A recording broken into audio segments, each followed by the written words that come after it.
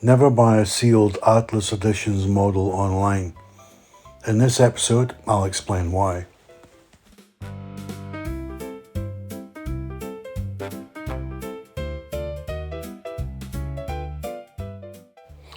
Welcome back to the channel. This episode is about an Atlas Editions bus that I originally wanted to use for a specific project conversion. My plan was to transform it into a Baxter's bus company vehicle based out of Airdrie, North Lanarkshire. It was meant to be a straightforward project, just adding custom bus adverts and changing the destination blind, and applying some basic weathering. Now it's worth remembering the incredible pedigree behind these models. Atlas Editions was primarily a marketing outfit. For the Great British Bus series, they subcontracted the run and borrowed the original old-school die-cast tooling directly from Corgi's original omnibus company. In fact, this exact Marshall-bodied Leyland Leopard BET casting is historic. It was first tooled by Corgi all the way back in 1994, serving as model number 97901. The very first release that launched the entire Corgi OOC range. Back in 1994, Corgi was actually owned by toy giant Mattel, and these initial premium models were proudly made in Britain using heavyweight, thick-walled zinc alloy castings. Essentially, you were getting a classic heavyweight Corgi casting at absolutely bargain territory subscription prices.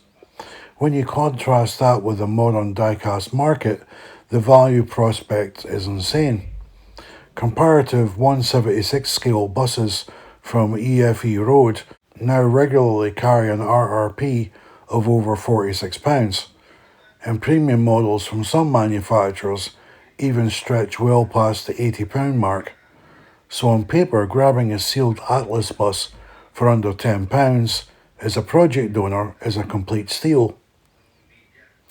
However, corporate landscapes change. Fast forward to 2008, and Hornby bought out the Corgi brand. This coincided exactly with Atlas Editions launching their budget subscription series.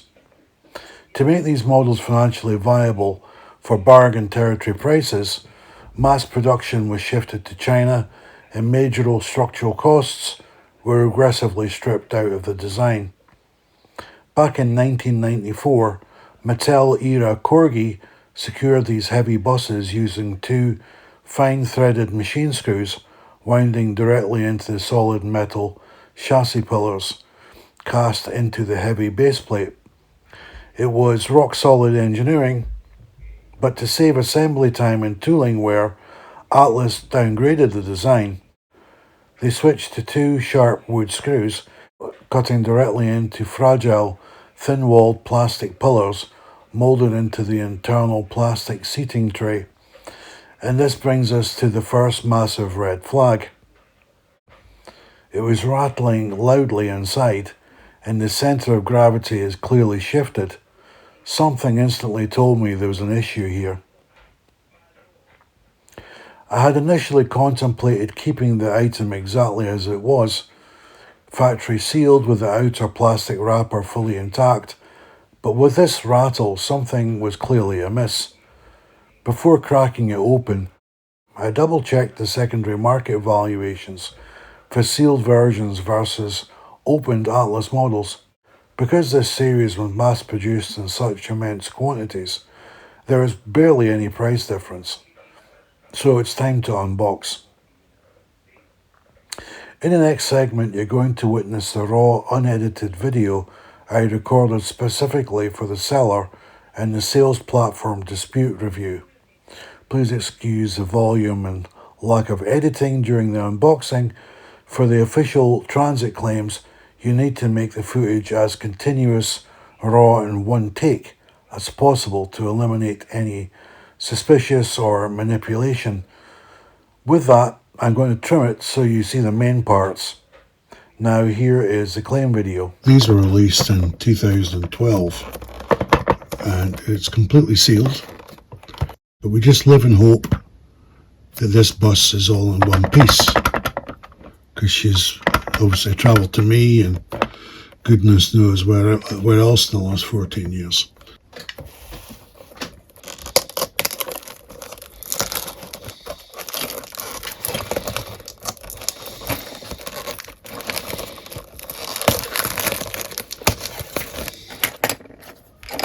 Not be overly aggressive.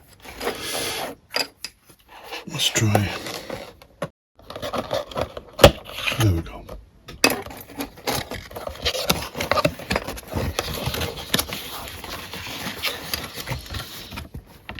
Okay, so you can see a little bit how this thing is set up.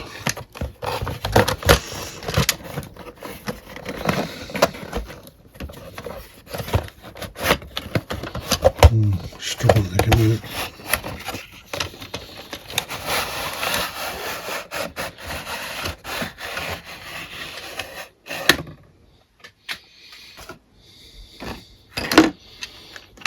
Okay, she's definitely been in the wars.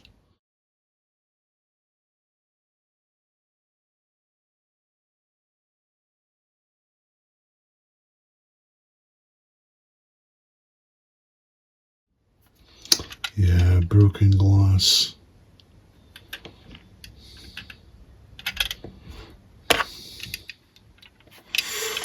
Well, this is what happens when you buy a sealed item. She's completely come off the screws. As you can see, this plastic piece here would have been at one time sitting up here.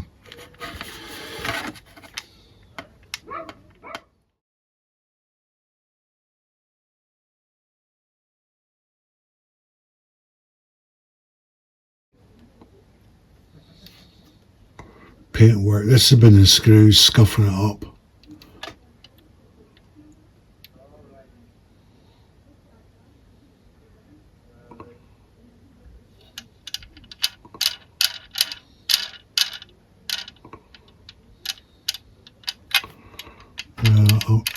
Do you know what? I'm tempted to say to the guy, look, this is not acceptable, really.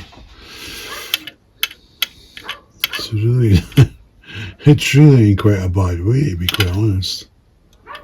It's a complete scrapper now. Let me do some research to see if I can clean it. These scratches are quite deep. I don't think I can do anything with that.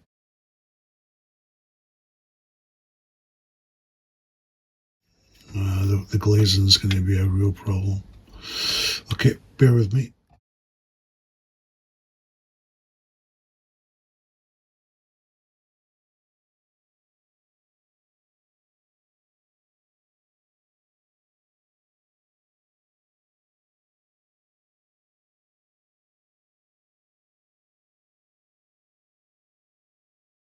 So this is where the story gets very interesting.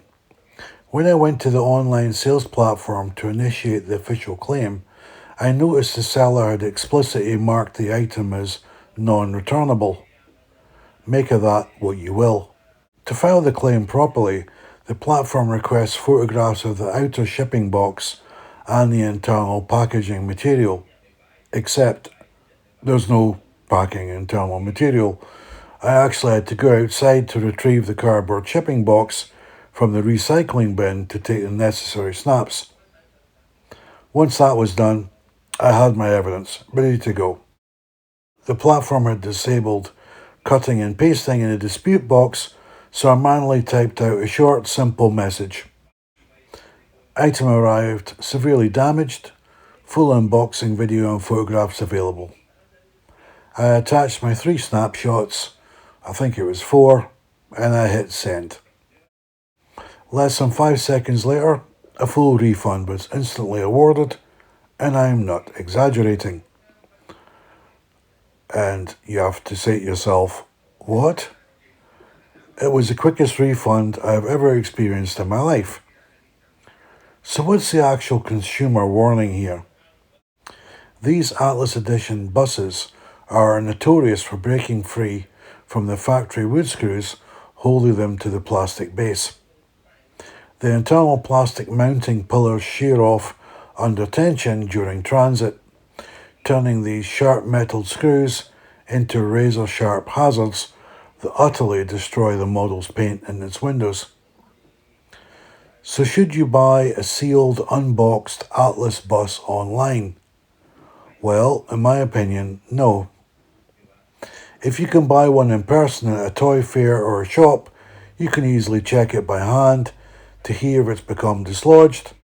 So given the returnable listing status and the lightning fast 5-second refund, there's a strong argument to suggest the seller knew exactly what state the model was in before shipping it and just passing the problem down the line.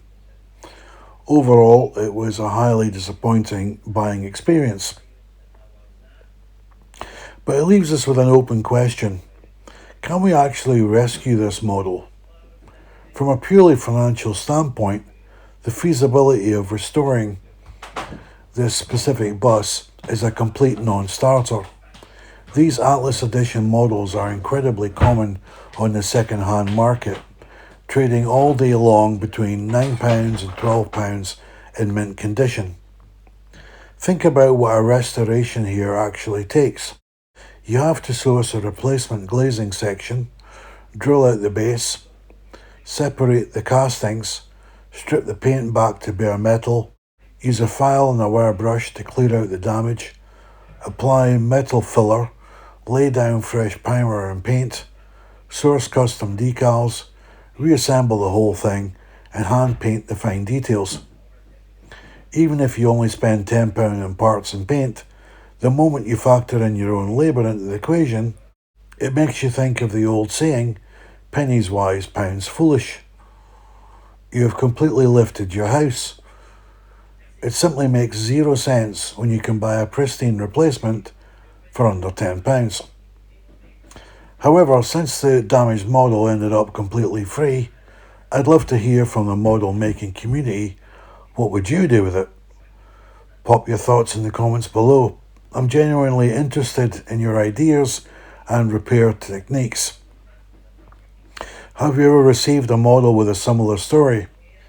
And if you collect die-cast buses, do you have any expert tips for safely picking up rare models second-hand? Look out for a follow-up episode, as I have some ideas of my own for this Atlas bus. Thank you for watching, and I'll see you next time.